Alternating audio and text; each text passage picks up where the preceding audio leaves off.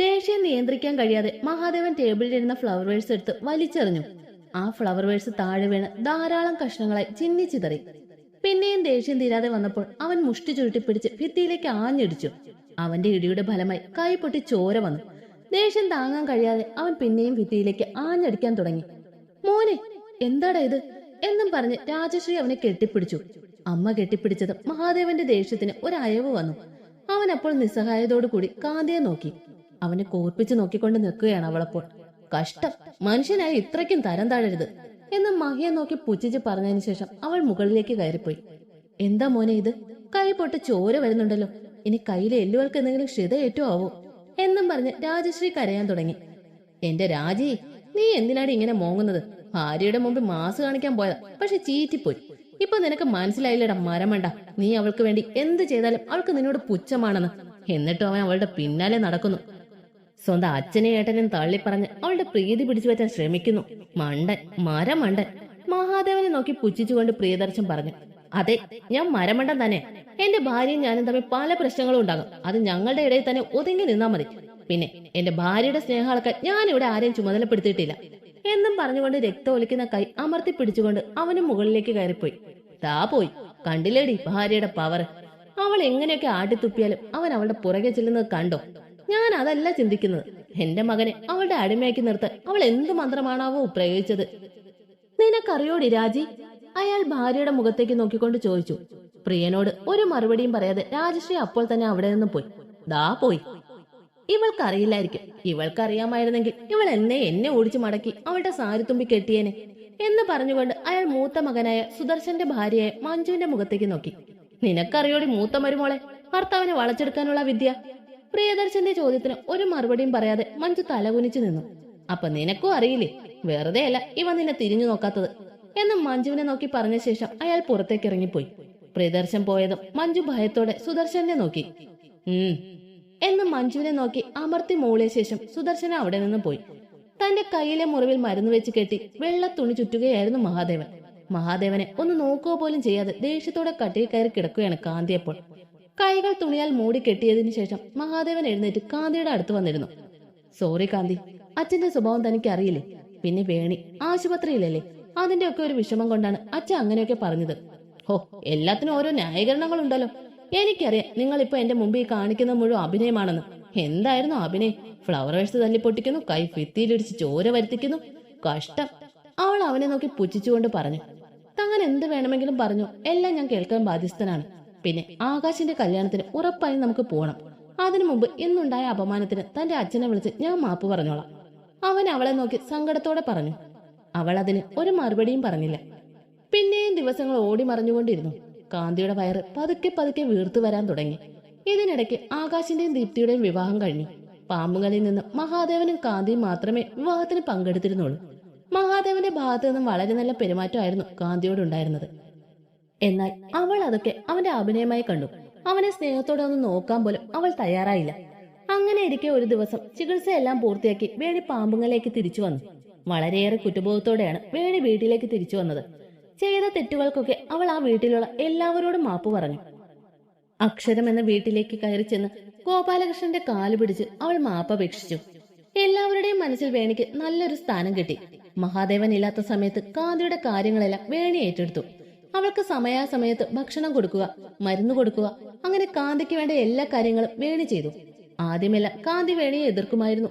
എന്നാൽ താൻ ചെയ്ത തെറ്റിന്റെ പ്രായശ്ചിത്തമായിട്ടാണ് താൻ ഇതൊക്കെ കാന്തിക്ക് വേണ്ടി ചെയ്യുന്നതെന്ന് പറഞ്ഞ് വേണി കാന്തിയുമായി കൂടുതൽ അടുത്തു. വേണിയുടെ ഈ മാറ്റം പ്രിയദർശന്റെ മനസ്സിലും സന്തോഷമുണ്ടാക്കി. പാമ്പുങ്ങൾ തറവാട് സന്തോഷത്തിൽ ആറാടുന്ന സമയത്തായിരുന്നു അത്.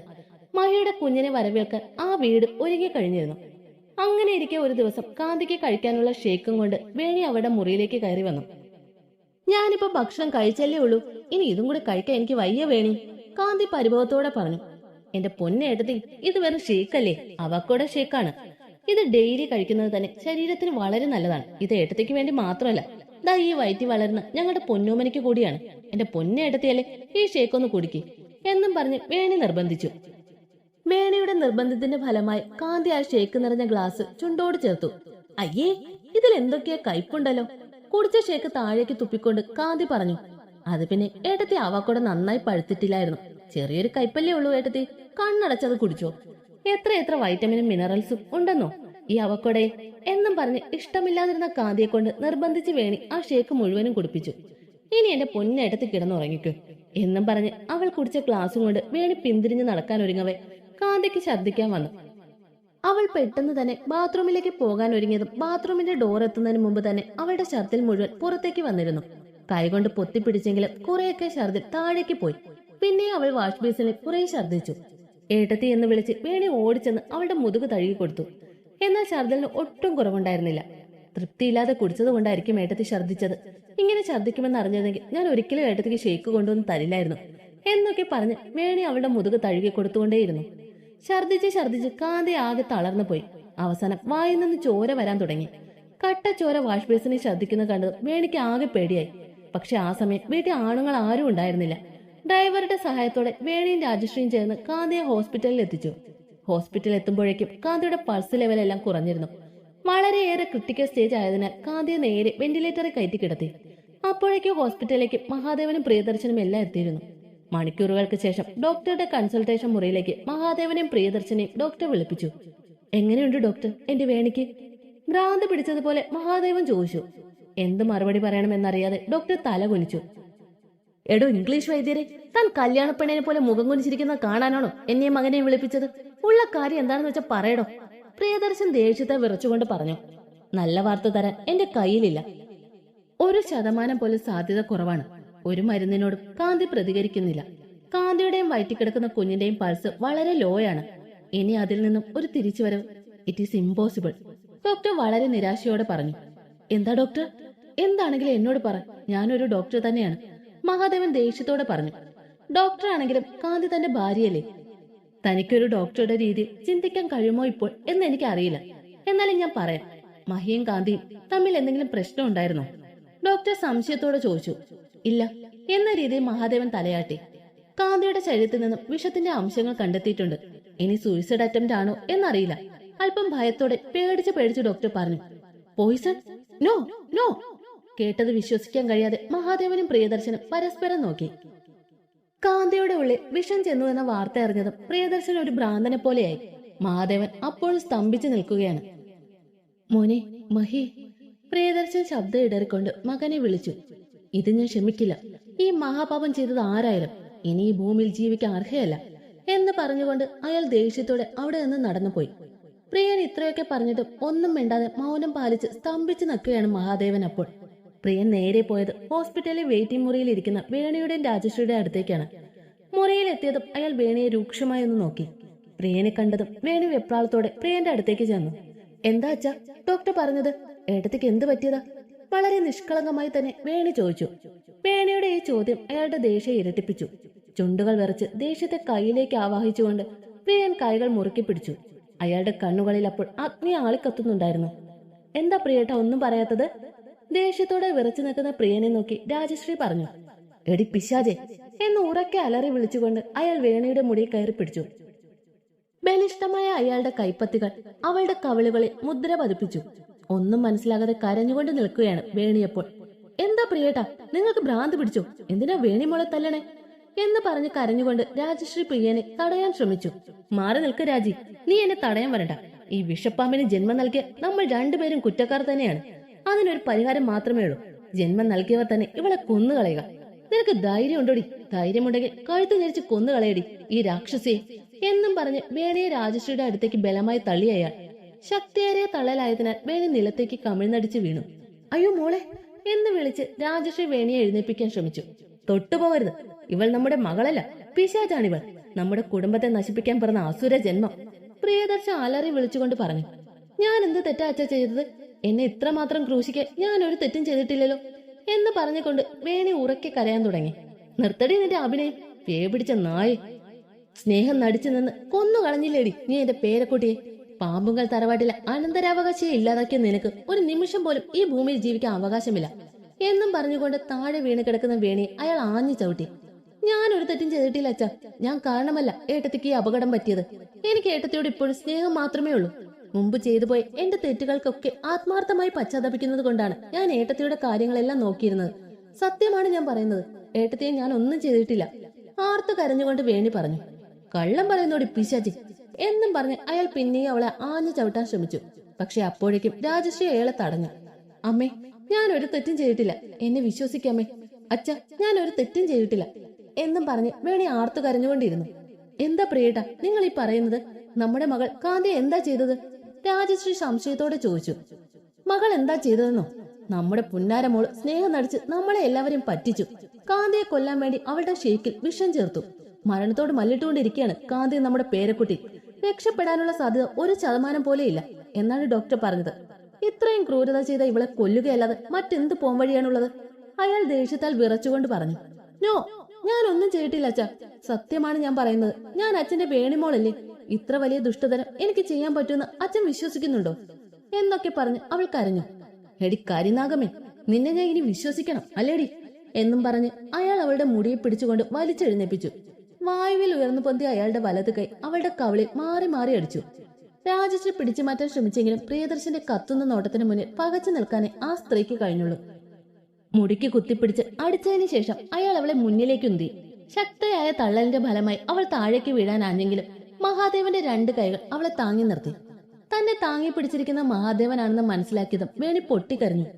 ഏട്ടാ, ഞാനൊരു തെറ്റും ചെയ്തിട്ടില്ല. ഏട്ടത്തി എനിക്ക് ഇഷ്ടമാണ്. ഏട്ടത്തിയോടും കുടുംബത്തോടും ചെയ്തു പോയ തെറ്റുകളെ ഓർത്ത് ഞാൻ ഇപ്പോഴും പശ്ചാത്തപിക്കുന്നുണ്ട്. എന്റെ ഭാഗത്തു നിന്നും ഒരു തെറ്റുപോലും സംഭവിച്ചിട്ടില്ല. എന്നെ വിശ്വസിക്കണം മഹിയേട്ടാ. ഞാൻ ഏട്ടന്റെ വേണിമോളല്ലേ. എന്നെ ഏട്ടനെങ്കിലും വിശ്വസിക്കണം എന്നും പറഞ്ഞ് അവൾ ആർത്ത് കരയാൻ തുടങ്ങി. മോനെ മഹി, കഴുത്ത് പിടിച്ച് ഞെരിച്ച് കൊല്ലടാ അവളുടെ. നിന്റെ അച്ഛനാടാ പറയുന്നത്. അവളെ കൊന്നിട്ട് നീ വാ. നമ്മുടെ സ്വത്ത് മുഴുവൻ വിറ്റിട്ടാണെങ്കിലും ഞാൻ നിന്നെ നിയമത്തിന്റെ മുന്നിൽ നിന്ന് രക്ഷിക്കാം എന്നും പറഞ്ഞുകൊണ്ട് പ്രിയം വിറയ്ക്കാൻ തുടങ്ങി. എന്നെ വിശ്വസിക്കണം ഏട്ടാ എന്നും പറഞ്ഞ് കരഞ്ഞ് അവൾ താഴേക്ക് ഊർന്നു വീണു. ശേഷം അവന്റെ കാലിൽ കെട്ടിപ്പിടിച്ച് കരയാൻ തുടങ്ങി. അവൻ ആ സമയം അവന്റെ കണ്ണുകൾ ഇറുക്കി അടച്ചുകൊണ്ട് അല്പസമയം അങ്ങനെ തന്നെ നിന്നു. ശേഷം അവളുടെ 2 തോളിലും പിടിച്ച് ഉയർത്തി നിർത്തി. ഞാൻ നിന്നെ ഇപ്പൊ വിശ്വസിക്കുന്നു മോളെ. എന്റെ കാന്തിയും ഞങ്ങളുടെ കുഞ്ഞും മരണത്തോട് മല്ലിടുകയാണ്. എന്ത് സംഭവിക്കുമെന്ന് ഒന്നും എനിക്കറിയില്ല. പക്ഷെ നീ ഈ പറഞ്ഞതിൽ എന്തെങ്കിലും മാറ്റമുണ്ടായ പിന്നെ ഈ മഹാദേവന്റെ മനസ്സിൽ പോലും വേണിമോൾക്ക് സ്ഥാനം ഉണ്ടാകില്ല എന്ന് പറഞ്ഞുകൊണ്ട് അവൻ അവളുടെ ഒഴുകിയിറങ്ങിയ കണ്ണുനീർ തുടച്ചു കൊടുത്തു. എടാ മോനെ മഹി, കള്ളിയാണിവൾ. ഇവളെ വിശ്വസിക്കരുത്. ഒരു നിമിഷം പോലും ഇവളെ ഹോസ്പിറ്റലിൽ നിർത്തരുത്. നീ പോലീസിനെ വിളിക്ക്. ഇവളെ ഇപ്പോൾ തന്നെ അറസ്റ്റ് ചെയ്യിക്കണം. എന്റെ പേരക്കുഞ്ഞിനെ കൊല്ലാൻ നോക്കിയത് ഇവളാണ്, പ്രിയൻ മകനോടായി പറഞ്ഞു. ശേഷം അവളെ തല്ലാനായി കൈ ഓങ്ങി. എന്നാൽ മഹാദേവൻ അയാളെ തടഞ്ഞു. ഇപ്പോൾ ഈ ഹോസ്പിറ്റൽ ഇങ്ങനൊരു സീൻ വേണ്ട അച്ഛാ. ഏതായാലും ഇപ്പൊ നമുക്ക് വേണിമോൾ പറയുന്നത് വിശ്വസിക്കാം. സത്യം കണ്ടുപിടിക്കാനോ ചോദ്യം ചെയ്യാനോ ഉള്ള ഒരു മാനസികാവസ്ഥയിലല്ല ഞാനിപ്പോൾ. എന്റെ കാന്തിയും കുഞ്ഞിനെ എനിക്ക് എന്ത് വില കൊടുത്തും രക്ഷിക്കണം എന്നൊരു ചിന്ത മാത്രമേ ഇപ്പൊ എനിക്കുള്ളൂ. എമർജൻസിയായി സിസേറിയൻ ചെയ്ത് കുഞ്ഞിനെ പുറത്തെടുക്കാനാണ് ഡോക്ടറുടെ തീരുമാനം. അച്ഛൻ വേണിയുമായി കലഹിക്കാതെ കാന്തിക്ക് നമ്മുടെ കുഞ്ഞിനും ഒന്നും സംഭവിക്കില്ല എന്ന് പ്രാർത്ഥിക്കുക എന്ന് പ്രിയദർശനെ നോക്കി ദയനീയമായി പറഞ്ഞുകൊണ്ട് മഹാദേവൻ ആ മുറി വിട്ടു പോയി. മഹാദേവൻ പോയത് കരഞ്ഞു കലങ്ങിയ കണ്ണുകളെ അയാൾ വേണിയെ തുറച്ചു നോക്കി. കരഞ്ഞു തളർന്ന വേണി ചുവരിന്മേൽ കൂടി ഊർന്ന് താഴേക്ക് തളർന്നു വീണു. കാന്തിയുടെ അപകട വിവരം അറിഞ്ഞ് ഗോപാലകൃഷ്ണനും ശോഭയും ആകാശം ദീപ്തിയും എല്ലാം ഓടിയെത്തി. ആ സമയം കാന്തിയെ ഓപ്പറേഷൻ തിയേറ്ററിലേക്ക് കയറ്റിയിരുന്നു. മഹാദേവനും ഒപ്പം ഉണ്ടായിരുന്നു. അവന്റെ മനസ്സ് മുഴുവൻ ഉരുകുകയായിരുന്നു. കാന്തിയുടെ ടെസ്റ്റ് റിപ്പോർട്ട് വന്നു. സാധാരണ പോയിസൺ ഒന്നുമല്ല. മരുന്നുകളെ പറ്റി നന്നായി അറിവുള്ള ആരോ ഉണ്ടാക്കിയ പോയിസൺ ആണിത്. It is very rare. കാന്തി ധാരാളം ഛർദ്ദിച്ചത് നന്നായി. അതുകൊണ്ട് തന്നെ വിഷാംശം കുറെയൊക്കെ ഛർദ്ദിനെ പുറത്തു പോയിരുന്നു. ഏതായാലും മെഡിക്കൽ സയൻസിന് ചെയ്യാൻ പറ്റുന്നതൊക്കെ ചെയ്തിട്ടുണ്ട്. ബാക്കിയൊക്കെ ദൈവത്തിന്റെ കൈകളിലാണ് എന്നൊക്കെ ഡോക്ടർ മഹിയോടായി പറഞ്ഞു. അതിനൊന്നും മഹിയുടെ പക്കൽ ഒരു മറുപടിയും ഉണ്ടായിരുന്നില്ല. നിർജീവമാക്കപ്പെട്ടവളെ പോലെ കിടക്കുന്ന തന്റെ പ്രാണന്റെ പ്രാണനായ കാന്തിയെ ഇമ വെട്ടാതെ നോക്കി നിൽക്കാൻ മാത്രമേ മഹിയെ കൊണ്ട് കഴിഞ്ഞുള്ളൂ. അല്പസമയത്തിന് ശേഷം ഡോക്ടർ കാന്തിയുടെ അടിവയർ ലെയറുകളായി കീറാൻ തുടങ്ങി. ഇതൊന്നും കാണാൻ കഴിയാതെ മഹി കണ്ണുകൾ അടച്ചിരുന്നു. കുഞ്ഞിന്റെ നേർത്ത കരച്ചിൽ ചെവിയെ തട്ടിയപ്പോഴാണ് മഹി കണ്ണു തുറന്നത്. കുഞ്ഞിനെ പുറത്തെടുത്തതും കുഞ്ഞിന്റെ മുഖത്ത് ഓക്സിജൻ മാസ്ക് വെച്ച് പിടിപ്പിച്ചു. പെൺകുഞ്ഞാണല്ലോ, ഡോക്ടർ സന്തോഷത്തോടെ പറഞ്ഞു. കുഞ്ഞിനെ കണ്ടതും മഹിയുടെ ദുഃഖമെല്ലാം എങ്ങോ മാഞ്ഞുപോയി. അവൻ കുഞ്ഞിനെ എടുക്കാനായി ഒരുങ്ങിയതും ഡോക്ടർ തടഞ്ഞു. വേണ്ട മഹി, ഇപ്പൊ എടുക്കണ്ട. കുഞ്ഞിന് സ്പെഷ്യൽ കെയർ കിട്ടണം. ഇപ്പൊ തന്നെ കുട്ടികളുടെ വെന്റിലേറ്ററിലേക്ക് കൊണ്ടുപോകണം, ഡോക്ടർ മഹിയോടായി പറഞ്ഞു. തന്റെ കുഞ്ഞിനെ കണ്ട് കൊതി തീരാതെ അവൻ ആ കുഞ്ഞിന്റെ കുഞ്ഞു കാൽപാദങ്ങളിൽ ഒന്ന് തൊട്ടു. ഹൃദയം പൊടിയുന്ന വേദനയാണ് അവനപ്പോൾ തോന്നിയത്. അവർ പെട്ടെന്ന് തന്നെ കുഞ്ഞിനെ കുട്ടികളുടെ വെന്റിലേറ്ററിലേക്ക് മാറ്റി. കാന്തിക്ക് വേണ്ട സ്പെഷ്യൽ കെയറുകളെല്ലാം അവർ നൽകി. ആകാശിന്റെയും പ്രിയദർശന്റെയും രൂക്ഷമായ നോട്ടത്തെ സഹിക്കാൻ കഴിയാതെ വേണി ആ ഹോസ്പിറ്റലിൽ നിന്നും എങ്ങോട്ടോ ഇറങ്ങിപ്പോയി. വേണി തെറ്റ് ചെയ്തു എന്ന ബോധ്യമുള്ളതുകൊണ്ട് രാജശ്രീ അടക്കം ആരും തന്നെ വേണിയെപ്പറ്റി അന്വേഷിച്ചില്ല. ദിവസങ്ങൾ പിന്നെയും ഓടി മറഞ്ഞു. കാന്തി പതുക്കെ ജീവിതത്തിലേക്ക് മടങ്ങി വന്നു. അതുപോലെ തന്നെ അവരുടെ കുഞ്ഞും. വെന്റിലേറ്ററിൽ അത്രയും ദിവസങ്ങൾ അവൾക്ക് കൂട്ടായി മഹാദേവനും ഉണ്ടായിരുന്നു. അവന്റെ പ്രാർത്ഥനയുടെയും പരിചരണത്തിന്റെയും ഫലമായി കാന്തി പെട്ടെന്ന് തന്നെ ജീവിതത്തിലേക്ക് മടങ്ങി വന്നു. അവളുടെ ഓർമ്മകൾ തിരിച്ചു വന്നു. ഓർമ്മകൾ തിരിച്ചു വന്നതും അവൾ തന്റെ വയറിൽ തപ്പി നോക്കി. വീർത്തുനിന്ന തന്റെ വയർ ചുരുങ്ങിയിരിക്കുന്നു. എന്റെ കുഞ്ഞെവിടെ? വർദ്ധിച്ച സങ്കടത്തോടെ അവൾ പുലമ്പിക്കൊണ്ടിരുന്നു. നമ്മുടെ കുഞ്ഞിന് ഒന്നും സംഭവിച്ചിട്ടില്ല. കുറച്ചുകൂടി കഴിഞ്ഞ് അവളെ നമ്മുടെ അടുത്തേക്ക് കൊണ്ടുവരും. നിന്നെപ്പോലെ നമുക്കൊരു പെൺകുഞ്ഞ് തന്നെയാണ് ജനിച്ചത്. അവളുടെ നെറ്റിയെ ചുണ്ടമർത്തിക്കൊണ്ട് അവൻ പറഞ്ഞു. എനിക്ക് എന്താ സംഭവിച്ചത്? എനിക്കൊന്നും ഓർമ്മയില്ല. ദീർഘസമയത്തെ ഉറക്കത്തിന് ശേഷമുള്ള ഒരു ഉണർവ്, അതാ ഇപ്പോ എനിക്ക് തോന്നുന്നത്. അവൾ അവനോട് സംശയത്തോടെ ചോദിച്ചു. എന്റെ മോൾക്കൊന്നുമില്ല. നീ ഇപ്പോ ഒന്നിനെ പറ്റിയും ചിന്തിക്കേണ്ട. സന്തോഷമായിരിക്കെ. കുറച്ചു കഴിഞ്ഞാൽ നമ്മുടെ മകളെ കൊണ്ടുവരും. അവളെ കാണാനെ സന്തോഷത്തോടെ ഇരിക്കെ. അവളുടെ ചുണ്ടിൽ അമർത്തി ചുംബിച്ചുകൊണ്ട് അവൻ പറഞ്ഞു. ഇതേ സമയത്ത് മറ്റൊരിടത്ത് തിരിഞ്ഞിരിക്കുന്ന കസേരയിൽ ഇരുന്നു കൊണ്ട് ഒരാൾ ഫോണിൽ സംസാരിക്കുന്നു. ഛേ, നിന്നെയൊക്കെ എന്തിനു കൊള്ളാം. ഞാൻ പറഞ്ഞല്ലേ ആ മരുന്ന് മുഴുവൻ ജ്യൂസിൽ കലക്കണമെന്ന്. ഇപ്പൊ എന്തായി? അവളും രക്ഷപ്പെട്ടു, അവളുടെ കുഞ്ഞും രക്ഷപ്പെട്ടു. ഇനിയാണ് ശരിയായ അന്വേഷണം വരാൻ പോകുന്നത്. ഇപ്പൊ എല്ലാവരുടെ മുമ്പിൽ ആ വേണിയാണ് കുറ്റക്കാരിയെങ്കിൽ നല്ലൊരു അന്വേഷണം വന്നാൽ ഉറപ്പായി നീ കുടുങ്ങും. പക്ഷെ ഞാൻ രക്ഷപ്പെടും. അട്ടഹസിച്ച് ചിരിച്ചുകൊണ്ട് അയാൾ പറഞ്ഞു.